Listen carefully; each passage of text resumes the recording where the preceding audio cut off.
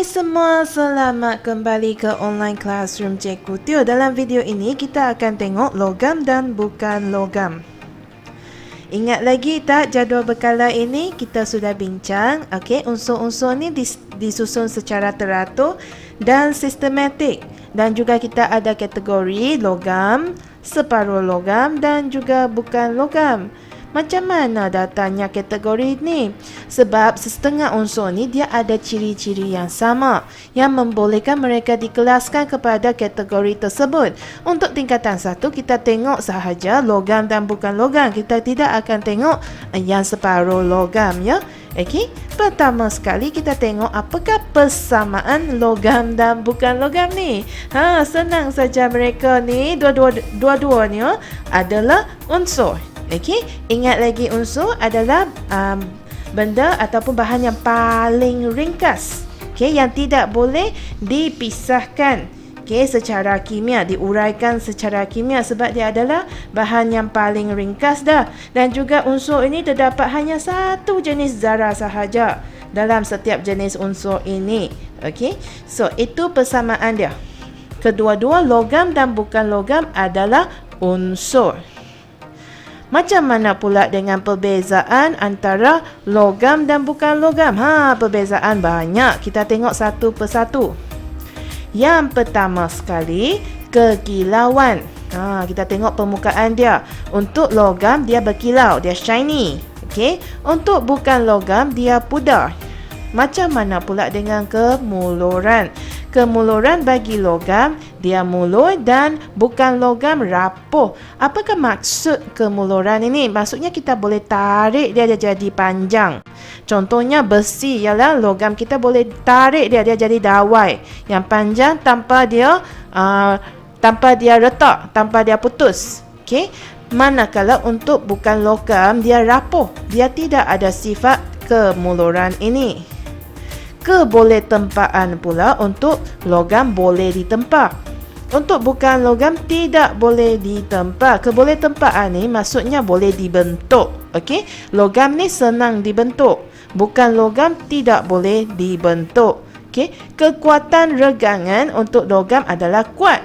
Manakala untuk bukan logam dia lemah, dia mudah patah.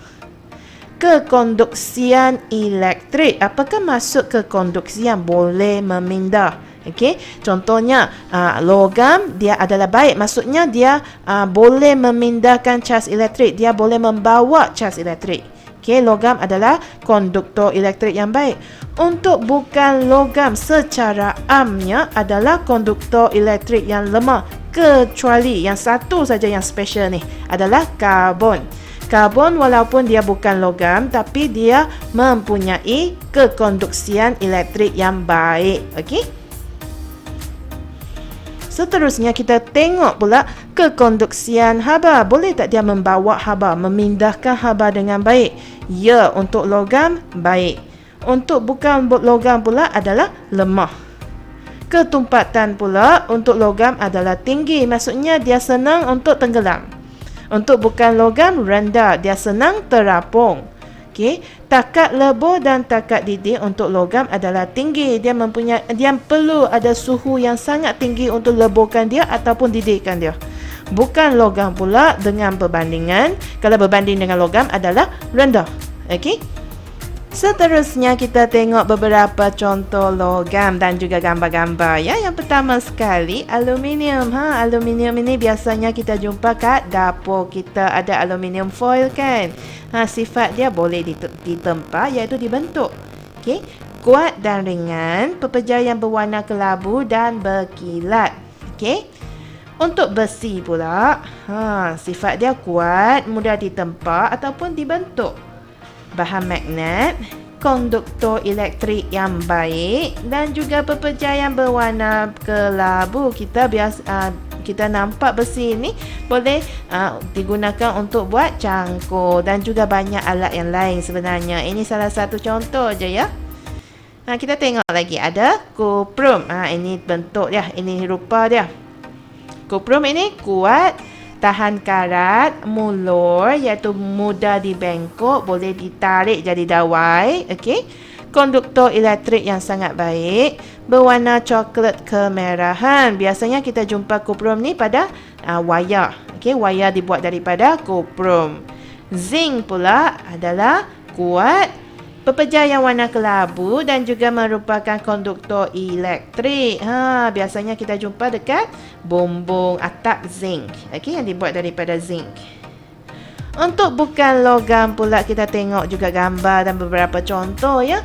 Yang pertama sekali iodin. Ini adalah iodin. Hablo yang berwarna hitam, beracun dan biasanya kita guna sebagai antiseptik di mana kita sapu pada luka supaya boleh mencegah daripada jangkitan bakteria. Okey, digunakan sebagai bahan antiseptik dalam perubatan.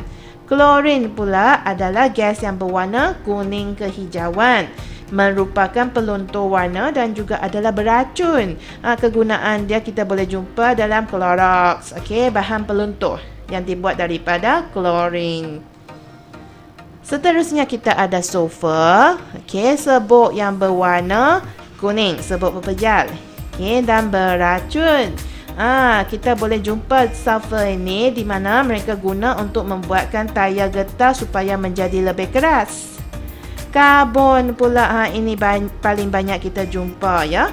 Okey, pepejar yang berwarna hitam, licin, ringan, unsur bukan logam. Ingat tak Cikgu Teo kata dia paling istimewa, dia special sikit. Unsur bukan logam yang merupakan konduktor elektrik yang baik.